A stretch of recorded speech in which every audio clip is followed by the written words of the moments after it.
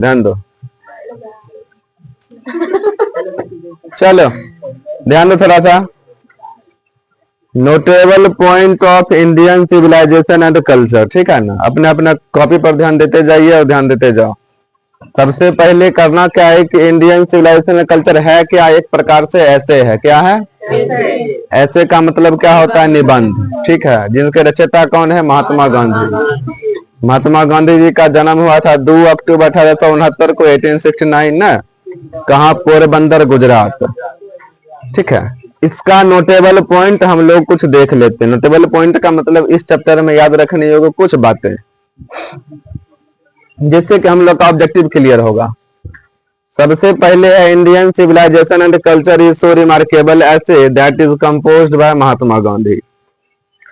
Indian civilisation and culture is so remarkable essay that is composed by Mahatma Gandhi, मतलब कि Indian civilisation and culture जो है बहुत ही उल्लेखनीय, बढ़िया और अच्छा क्या है? निबंध है, जो कि रचित किया गया किनके द्वारा? हमको ये चीज बताना कि रिमार्केबल के जगह पर हम लोग क्या क्या दे सकते हैं। एडमायरेबल, एडोरेबल, मार्वलस, फेबुलस, बहुत कुछ वहां हम लिख सकते हैं, ठीक है। His full name was Mohandas Karamchand Gandhi. उनका पूरा नाम क्या था? Mohandas Karamchand. He was born on, born का मतलब जन्म। उनका जो जन्म हुआ था 2 अक्टूबर 1869 को हुआ था इन पोरबंदर, गुजरात, ठीक है। मोदी जी हैं। He was died on 30 जनवरी 1948, मतलब कि 13 जनवरी 1948 को उनका क्या हो गया था? मृत्यु हो गई थी। At the hand of A phonetic, और एक कट्टरपंथी के हाथों। किसके हाथों? कट्टरपंथी के हाथों, ठीक है ना। कहाँ हुआ था? बिरला कंपाउंड में। बिरला कंपाउंड में ये दिल्ली में भाषण देने के लिए जा रहे थे, तो वहां नाथुराम गोडसे ने कर गोली ने कर दिया, मर गया ये। अगला, Gandhi ji used truth and non violence as a chief weapon against British rule. Gandhi ji ने यूज किया, ध्यान दो। गांधी जी ने यूज किया किसको? ट्रूथ एंड नॉन वायलेंस को, मतलब सत्य और अहिंसा। अहिंसा का मतलब लड़ाई झगड़ा नहीं करे बोला, ठीक है। और ट्रूथ का मतलब क्या होता है? सत्य। उन्होंने सत्य और अहिंसा को यूज किया एज ए चीफ वेपन, मुख्य हथियार के तौर पर। चीफ का मतलब मुख्य, वेपन का मतलब हथियार। अगेंस्ट द ब्रिटिश रूल, मतलब कि ब्रिटिश रूल के खिलाफ। अगेंस्ट का मतलब क्या होता है? खिलाफ। बात समझ रहे हो?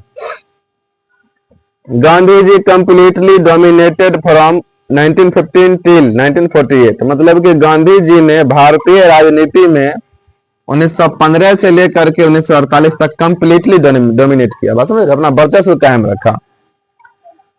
चलिए, इस चैप्टर में कुछ कुछ इंपॉर्टेंट चीज और है, जैसे writing was the last pre historic invention, मतलब कि राइटिंग जो था, राइटिंग का मतलब लिखावट, लिखावट जो था प्री हिस्टोरिक का मतलब कि इतिहास का सबसे लास्ट खोज था। इन्वेंशन का मतलब क्या होता है? खोज। सबसे लास्ट खोज क्या था? राइटिंग, मतलब लिखावट, लिखने की कला।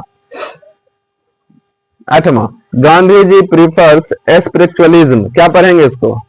स्पिरिचुअलिज्म। क्या पढ़ेंगे? स्पिरिचुअलिज्म। फिर से बोलो। इसका मतलब होता है अध्यात्म, ठीक है। गांधी जी अध्यात्म को ज्यादा क्या देते थे? महत्व देते थे ओवर मेटेरियलिज्म। क्या पढ़ेंगे? मेटेरियलिज्म, मतलब कि मशीनीकरण से ज्यादा वो अध्यात्म ज्ञान पर क्या देते थे? ध्यान देते थे। बात समझ रहे हो? कहने का मतलब क्या हो गया कि गांधी जी नहीं चाहते थे कि हम लोग मशीन पर ज्यादा क्या रहे? डिपेंडेंट रहे। हम लोग अपने आप पर क्या रहना? डिपेंडेंट रहना चाहिए, ठीक है। His important works include in, उनकी महत्वपूर्ण रचनाएं जो कि इस प्रकार। सबसे पहला रचना माय एक्सपेरिमेंट विद, बहुत बार पूछता है क्वेश्चन, गांधी जी की आत्मकथा क्या थी? My experiment with truth. ये क्या थी? ऑटोबायोग्राफी, मतलब अपने ऊपर लिखी गई कहानी, आत्मकथा। इसी टाइप से तुम लोग के हिंदी में एक चैप्टर था, बताओ आत्मकथा क्या था? हिंदी में था महफूज, तब Mohammad,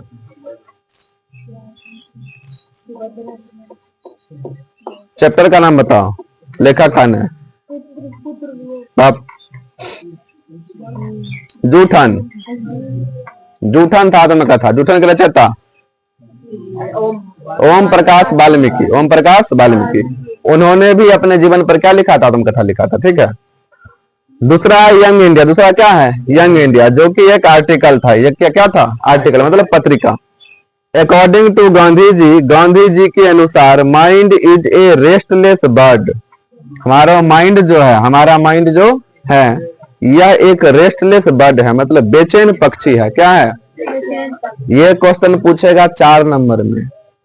mind is a restless bird, the more it get the more it want. बात समझ रहे हो? हमारा दिमाग एक बेचैन पक्षी है, यह जितना पाता है उससे अधिक चाहता है। आप समझ रहे हो? जितना पाता है उससे अधिक चाहता है। इसीलिए गांधी जी ने माइंड को क्या बताया है? रेस्टलेस बर्ड बताया है, मतलब कि बेचैन पक्षी बताया है। बात समझ रहे हो? कहने का मतलब क्या हो गया? कभी जैसे कि गया बॉन्ड पर, मिल गया 100 रुपया, जाएगा चौक पर, बोलेगा हमारा 1000 आरो मिल जाता, कितना बढ़िया रहता ना। की खबर? गलत बोल रहे। मान लो 2 रुपया मिल गया, बॉन्ड पर जाएगा 2 रुपया मिल रहा, फिर जाके चौक पर जाएगा तो 5 रुपया 12 मिल जाए, जो खुश हो जाएगा ना। चलिए